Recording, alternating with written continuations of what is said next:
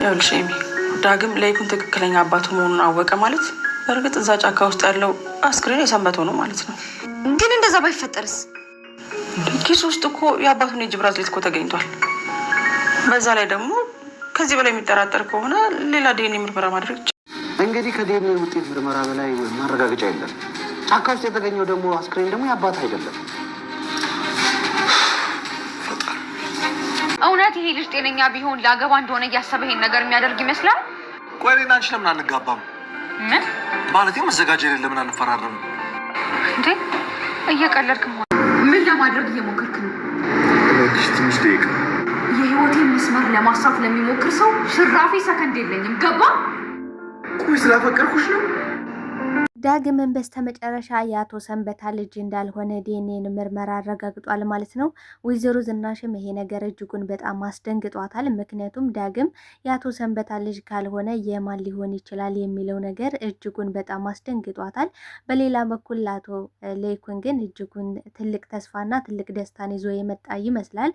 ታዲያ ዳግም አሁን ላይ አባቱ እንዳልሞተ ተረጋግጦለታል። ነገር ግን መርማሪው አንድ የሆነ የተሳሳተና የተደበቀ ነገር ሊኖር እንደሚችል አሁን ላይ በማጣራት ላይ ይገኛል። ነገር ግን አሁን ላይ ዳግም እናቴንና ወንድሜን ጠርጥሬያቸው ነበረ፣ አሁን ላይ እንዴት ነው አይናቸውን የማየው የሚለው ነገር በጣም ረብሾት ነው የሚገኘው። ነገር ግን መርማሪው የተደበቀ ነገር እንዳለ አሁን ላይ ገብቶታል። ምክንያቱም ደግሞ ዳግም እንግዲህ እናቱ ሌላ ህይወት እንዳላትና አባቱንና እንዲሁም ደግሞ እሱን እንደማትፈልጋቸው እንደምትጠላቸው ጭምር እንግዲህ ለመርማሪው ተናግሮ ነበረ።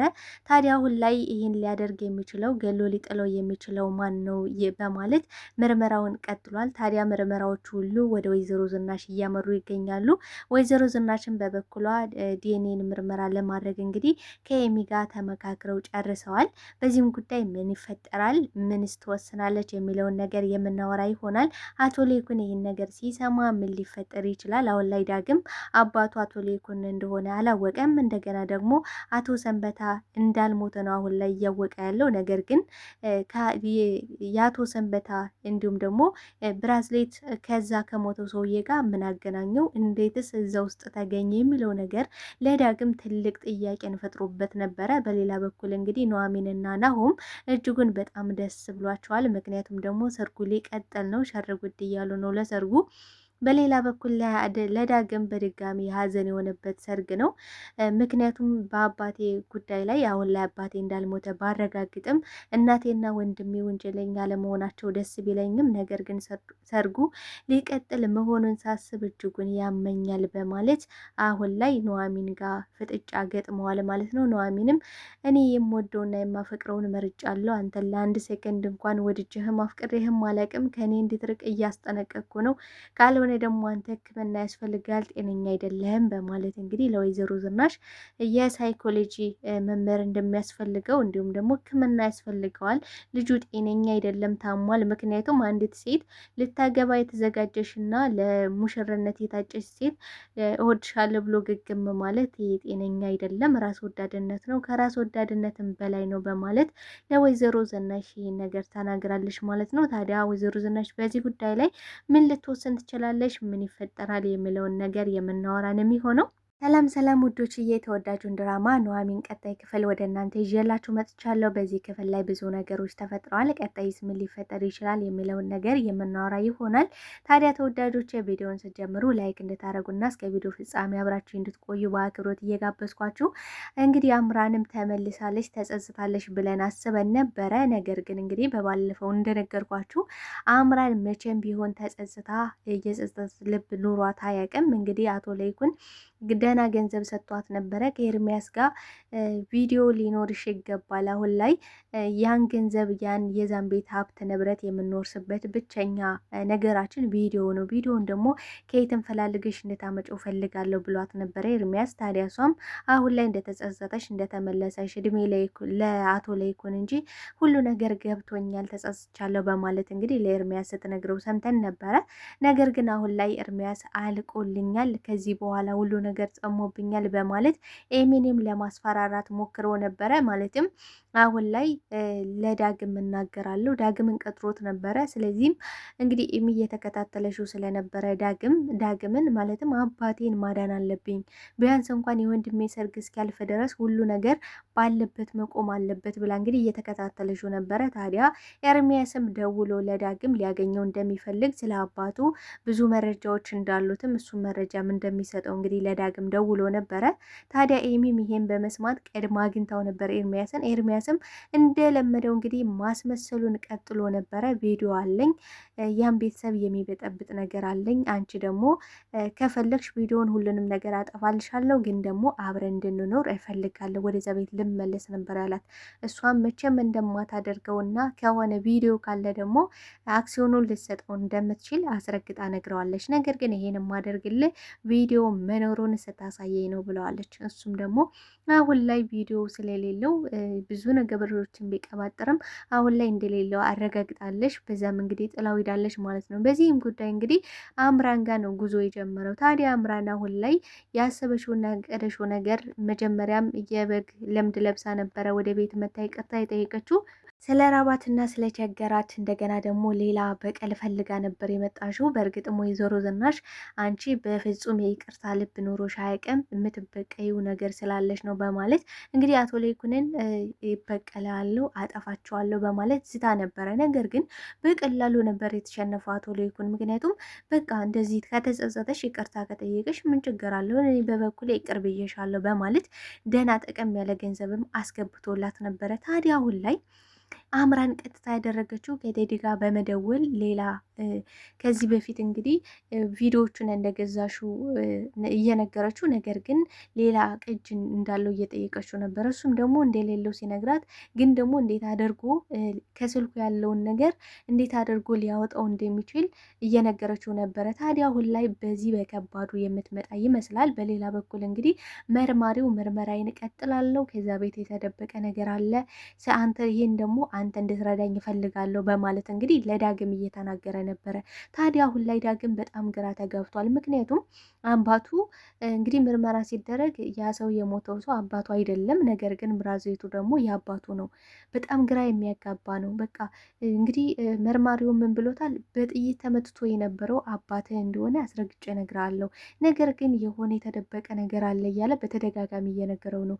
ወይዘሮ ዝናሽን በበኩሏ እንግዲህ አቶ ለይኩን ጋር አብረው እንደነበሩ ዳግም በተጸነሰበት ሰዓት አቶ ለይኩን ጋር እንዳልተለያዩና እንዲሁም ደግሞ አቶ ለይኩን ስላናደዳት ስላበሳጫት ብቻ ከዳግም አባት እንደሄደች ነው የምታውቀው እንጂ ሬዲ በውስጧ ጽንስ እንደሌለ ምንም የምታውቀው ነገር አልነበረም በሰዓቱ። ምክንያቱም በጣም ተናዳበት ስለነበረ በአቶ ለይኩን ማለት ነው። እንግዲህ ይህንም ለኤሚ እየነገረቻት ነበረ። ስለዚህ አሁን ላይ ቀስ አድርገን አባትሽንና እንዲሁም ደግሞ ዳግምን ምርመራ ማስመርመር አለብን ብላለች። ስለዚህ አሁን ላይ በጣም ደስ የሚለው ነገር ዳግም የአቶ ለይኩን ልጅ ነው። ስለዚህ ደግሞ ለአቶ ለይኩን በጣም ደስ የሚል አስደሳች ዜና ነው ብዬ ነው የማስበው። ምክንያቱም አሁን ላይ አቶ ለይኩን በትንሹም ቢሆን ነፃ የሚወጣበት እና ደግሞ አንገቱን ቀና አድርጎ የሚሄድበት ነው ብዬ አስባለሁ። ምክንያቱም ዳግምን ባየሁት ቁጥር በጣም ነው የሚሰማኝ፣ በጣም ቅስሜ እየተሰበረ ነው። ቀና ብዬ ዳግምን ማየት አልቻልኩም።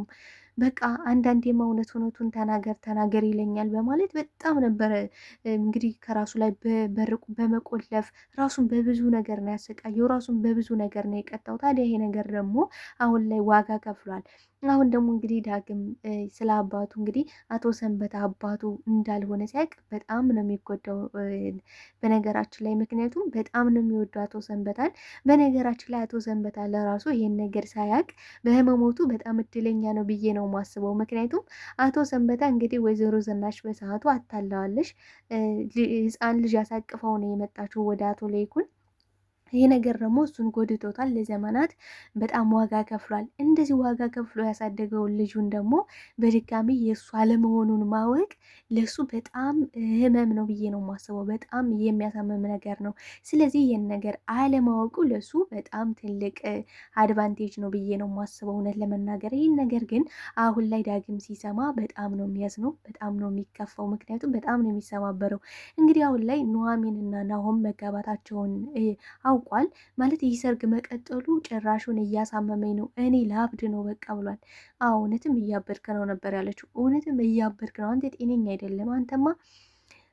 በቃ ምርመራ ያስፈልጋል፣ በቃ የሳይኮሎጂ ሊያይህ ይገባል፣ በቃ ጤነኛ አይደለም ብለዋለች። በቃ እኔ አብጃለሁ ብላችሁ ነው የምታስቡት? እኔ ማንም ሰው ሊረዳኝ ሊሰማኝ ፈቃደኛ አይደለም በቃ በማለት አሁን ላይ ወይዘሮ ዝናሽም ትልቅ ጥፋት እንዳጠፋ እንዲሁም ደግሞ ያ ምርመራው የአባቱ እንዳልሆነ ካረጋገጠ በኋላ ናሆምን በሐሰት ሲወነጅለው ነበር። እንግዲህ ለምርመራው እየተናገረ የነበረው ለመርማሪው በቃ አባቴን ማለት ወንድሜንና እናቴን የወነጀልኳቸው በስተት ነው ማለት ነው። በቃ በጣም ተሳስቻለሁ፣ የማረባ ሰው ነኝ። አሁን እንዴት ነው ወንድሜንና እናቴን የማያቸው እያለ ነበረ። እንግዲህ ናሆምን ሲጠረጥረው የነበረ ዳግም አባቴን የሚጠላው እሱና እናቴ ናቸው፣ ስለዚህ ከሁለት አንዳቸው ነው ይህን ነገር ሊያደርጉት የሚችሉት ብሎ ነበር ያሰበው። ነገር ግን ኑሐሚን በፍጹም ከናሆም ላይ አይኑን እንዲያነሳና እንዲሁም ደግሞ እሱ በፍጹም ሊጠብቀውና ሊያስበው የማይችለው ሰው ይሄን ነገር እንዳደረገው እየነገረችው ነበረ። ምክንያቱም ደግሞ ኤሚ ከዚህ በፊት አቶ ሌኩን እንደገደለው አቶ ሰንበታን ሁሉንም ነገር ነግራት ነበረ።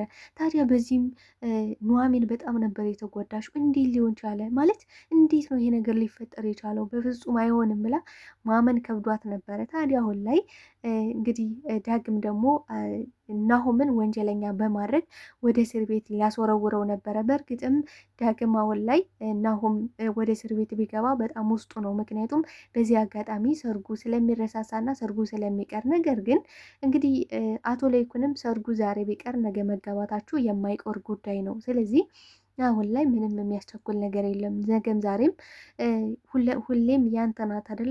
ኑሐሚን ያንተ ናት። ስለዚህ ያንተ እስከሆነች ያንተ የሆነ ነገር ደግሞ ማንም ሊወስድብህ አይችልም ብሎታል። እንግዲህ ናሆም በበኩሉ ኑሐሚን እና እሱ አሁን ላይ መዘጋጃ ሄደው መፈራረም እንዳለባቸውና እንጋባም እያላት ይገኛል። ታዲያ ይሄ ነገር ደግሞ ኑሐሚንን እንዳልተሰማማሽበትና በዚህ ነገር በፍጹም ልትስማማ እንደማትችል አስረግጣ ነግረዋለች ማለት ነው። ምክንያቱም እኔ በቤተሰቦቼ ሁሉም ሰው ደስተኛ ሆኖ ይህን ነገር እንዲፈጸም እንጂ የተደባበቀ ነገር አልፈልግም። ደግሞም ከዳግም ይህን ያህል መሸሸት የለብንም። ዳግምን ደግሞ ቀረብ አድርገን ልናወራው እንችላለን በማለት እንግዲህ ለናሆም እየነገረችው ነበረ። ነገር ግን አሁን ላይ የዳግም ራስ ወዳድነት በጣም ከባድ ነው። እንግዲህ አሁን ላይ አባቱ እንዳልሞተ አረጋግጧል። ይህ ነገር በጣም አስደስቶታል። ግን ደግሞ አባቱን የገደለው ማን ነው? እዛ ውስጥስ የአባቴ እቃ ምን ይሰራል የሚለው ነገር በጣም ትልቅ ጥያቄን ፈጥሮበታል። ታዲያ ወይዘሮ ዝናሽ አሁን ላይ መርማሪው እንግዲህ አይኖቹን ወደ ወይዘሮ ዝናሽ አድርጓል። ይህን ነገር ደግሞ አቶ ለይኩን እጅግ የሚደሰትበት ነገር ነው በማለት ለአቶ ለይኩንም በመደወል ላይ ትገኛለች። ታዲያ ይህን ነገር አቶ ለይኩን ሲሰማ ምን ሊፈጠር ይችላል? በጣም እውነት ለመናገር አቶ ለይኩን ይህን ነገር በጣም ነው ደስ ሊላቸው የሚችለው። ምክንያቱም ዳግም አንደኛ ልጃቸው መሆኑ፣ ሁለተኛ ደግሞ ወይዘሮ ዝናሽ ምንም ከአቶ ሰንበታ ጋር ግንኙነት ቢኖራትም ግን ልጅ እስከ መውለድ ድረስ ያደረሰ ነገር አልነበራትም። ይበልጥ ደግሞ ወይዘሮ ዝናሽን እንዲወዳትና ወይዘሮ ዝናሽን ምን ያህል ዋጋ እንደከፈለችለት በዚህ የሚረዳበት ሰዓት አሁን ላይ ደርሷል ብዬ ነው የማስበው። ምክንያቱም አሁን ላይ ወይዘሮ ዝናሽ ምንም ቢሆን ለባሌ ዋጋ ለመክፈል ዝግጁ ነኝ፣ አንተ ወንጀለኛ በፍጹም አይደለም፣ ወንጀለኛም ከተባልኩኝ እኔ ነኝ ወንጀለኛ መባለው፣ መታሰርም ካለብኝ እኔ ነኝ እያለች እንግዲህ ብዙ ጊዜ አይተናት ነበረ። አሁን ላይ ደግሞ ከባድ ነው ለወይዘሮ ዝናሽ፣ በተለይ ደግሞ አሁን ላይ ትንሽ ከበድ የሚል ነገር ነው። እንግዲህ ናሆምና ዳጊም በስተመጨረሻ ወንድም ታማቾች ሆነዋል። እንግዲህ ዳግምም የአቶ ለይኩን ልጅ ሆኖ ተገኝቷል። እጅግ በጣም ደስ የሚል ነገር ነው። ነገር ግን አቶ ሰንበት አባቱ ስላልሆነ ዳግም በጣም ይሰባበራል። እስኪ ሊፈጠር የሚችለው ነገር ምን ይመስላችኋል? ተወዳጆች ሀሳብ አስተያየታችሁን በኮሜንት ሴክሽን ላይ ያስቀምጡልኝ። አብራችሁኝ ስለነበረን ቆይታ እጅግ አድርጌ አመሰግናለሁ። ለቤት አዲስ ከሆናችሁ ቤቱን ሰብስክራይብ በማድረግ ቤተሰብ እንድትሆኑ ስል በአክብሮት ጠይቃለሁ። ሀሳብ አስተያየታችሁን በድጋሚ በኮሜንት ሴክሽን ላይ ያስቀምጡልን። እናመሰግናለን።